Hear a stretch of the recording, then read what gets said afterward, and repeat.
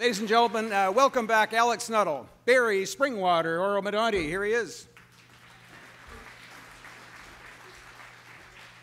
As the deputy speaker, he gets to say Barry Springwater, Oro-Medonte far too much in the House of Commons.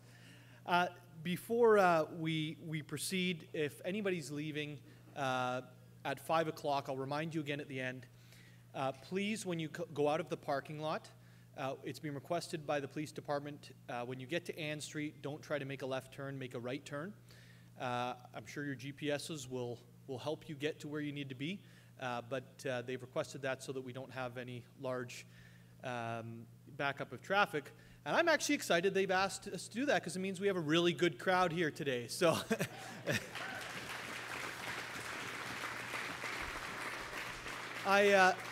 I also wanted to, I know that Constantine and Michael Parsa are here. Are you guys still with us somewhere? And so they were candidates in the last election.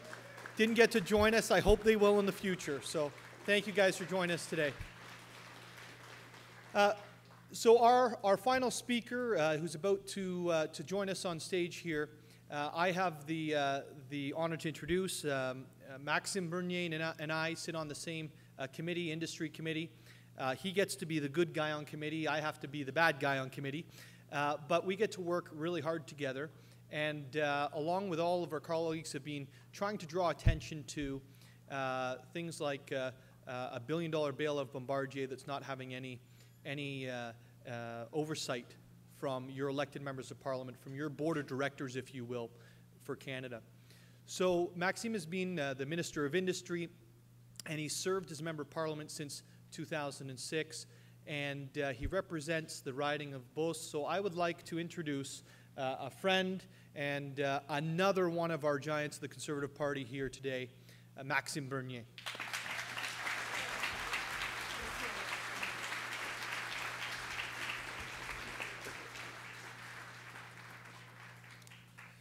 So, thank you very much, Alex. I'm very pleased to be here. And I'm the last one, but I'll try to tell you what I believe in and why I want to start that challenge with you. So, to get to the topics of today's conference, how can we ensure that conservatives have a bright future and the future in Canada is conservative? So that was the question that Alex asked us to answer. Well, it's obviously very important to defend the values of individual freedom and personal responsibility, the principles of small government and of free markets. And I think you know that I'm a big fan of these ideas, and I'm doing my best to promote more freedom in Canada since I'm elected in the beginning of 2006. I've been fighting for them for many years, and I will continue to do so. They are the reason I went into politics, and they are central to who we are. Il est très important pour moi de défendre les valeurs de liberté et de responsabilité individuelle, puisque ce sont les valeurs conservatrices, mais en plus, ce sont les valeurs que partagent un bon nombre de nos concitoyens. Et je me fais un devoir, depuis que je suis en politique, de continuer à défendre ces valeurs-là pour qu'on ait un pays plus libre et plus prospère. So, defending the principles of small government and free markets is not enough. Today, I want to argue that to ensure their success and also our success, we need people to understand that they are inseparable from the value of fairness. We live in an era of unprecedented wealth. We live longer than any previous generation, thanks to free markets, which are the basis of Western civilization. But yet, many Canadians are dissatisfied. They see unfairness everywhere. They believe that the 1% are privileged at the expense of the poor and middle class. They resent the power of big business. They think their regions or their province is not getting its fair share. They have a point, but I believe they are wrong when they blame the rich and free markets for this unfairness. When they support those in the Liberal Party who promise to solve all these problems with more government intervention, they are misguided. For us, for me, the real culprit is socialism and big government.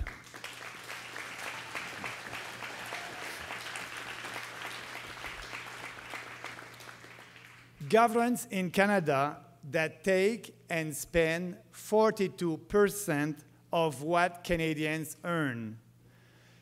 And take the issue of government subsidies to businesses. Free market economists unanimously decry them as inefficient and a waste of taxpayers' money. They bring a misallocation of resources. They create a constant demand for government intervention in the economy. We know that they make no sense on an economic point of view because in a free market economy, either a business is profitable and it doesn't need any government grants, or a business it is not profitable and should be restructured, sold, or just shut down so that it stops to destroy wealth and creating a drain on society. Subsidies are also grossly unfair. They favor some businesses, like Bombardier, at the expense of others. But yet governments continue to distribute billions of dollars to businesses every year. And I have a question for you. Is it fair? Is it fair that a small entrepreneur here in Barrie should be forced to pay taxes to fund subsidies to Bombardier or GM or to any other huge businesses run by millionaires? No. No, and you're right.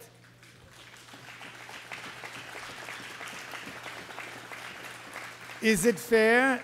Is it fair also to have struggling entrepreneurs across the country compete for resources with well-connected businesses that can outbid them with the help of government grants?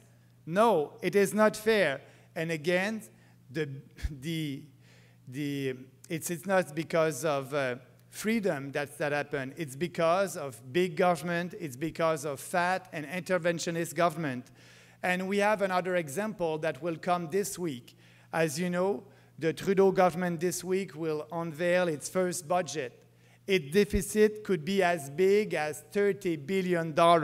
And some analysts are predicting that $150 billion will be added to the debt in the next 5 years.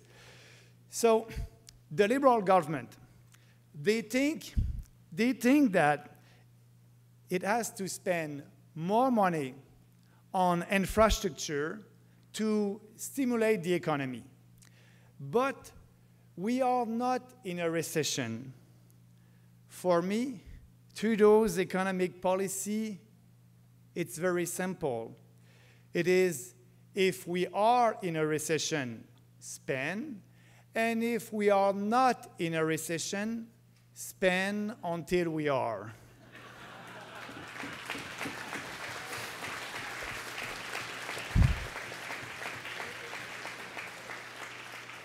This government has already lost the control of its finances because it wants to please everyone, to answer the demands of every special interest group, and to solve every problem.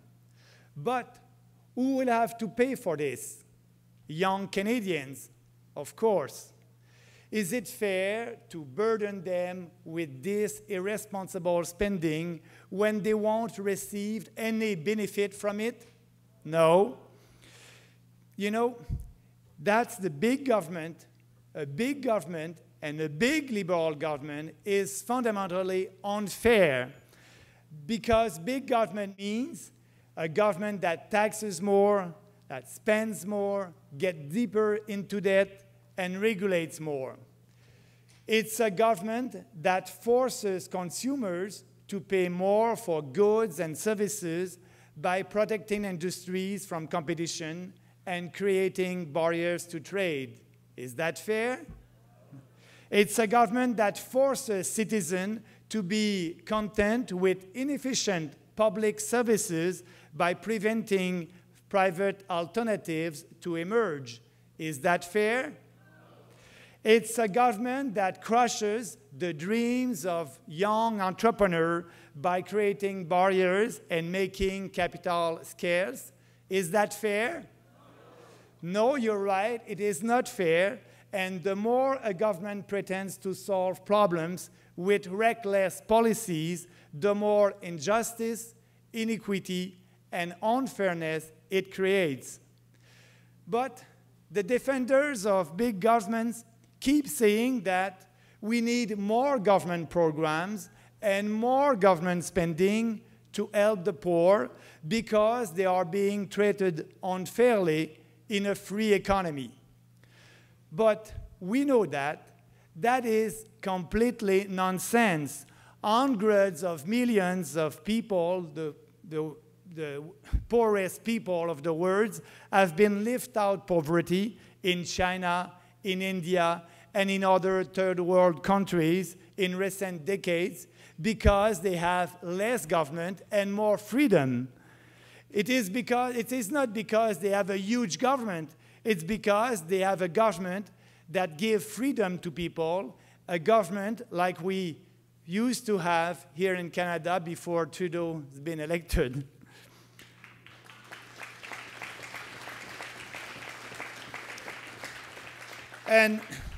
And for us, the only way to help the poor is to give them the means to take control of their own lives, not send them bigger checks and encourage a dependent status.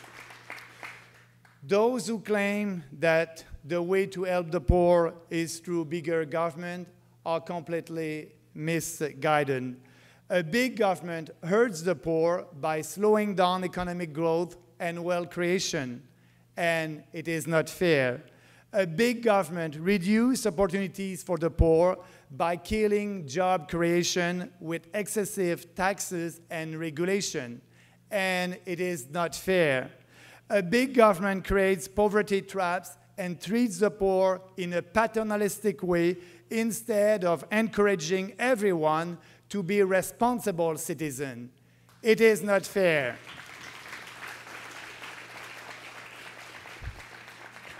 Fairness must mean that everyone has a chance to succeed. As conservatives, we don't believe that government intervention is the solution for everything. Contrary to the liberals, who want to expand the government and take away your freedom, we want to shrink the government and give you back your freedom. Rule of life in society, and then leave individuals free to cooperate among themselves to provide for their needs.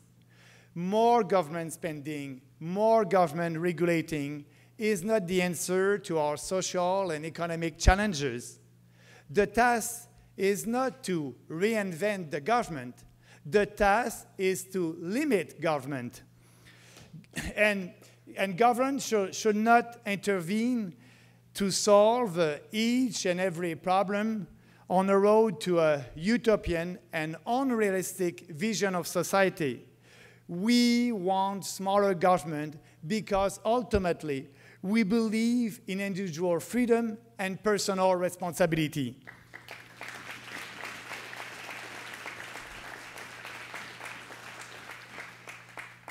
We have faith in people. We have faith that you have the ability, the dignity, and the right to make your own decision and determine your own destiny.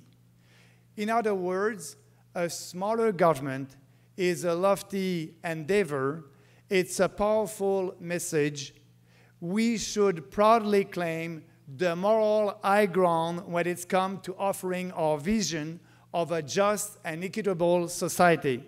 We should never let anyone tell us that conservatives don't care about fairness and reducing injustice. On the contrary, for us, conservatives, we must promote what we believe in with passion, with conviction, and I'm sure at the end, a lot of Canadians will agree with us.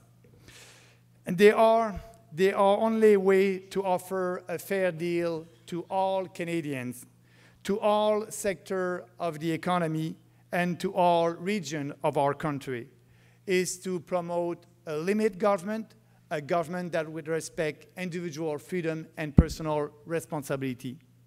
So let's get out there and promote smaller government for freedom and for fairness. Then, and only then, can we assure we will have a bright, conservative future in Canada. Thank you very much. Thank you. Thank you.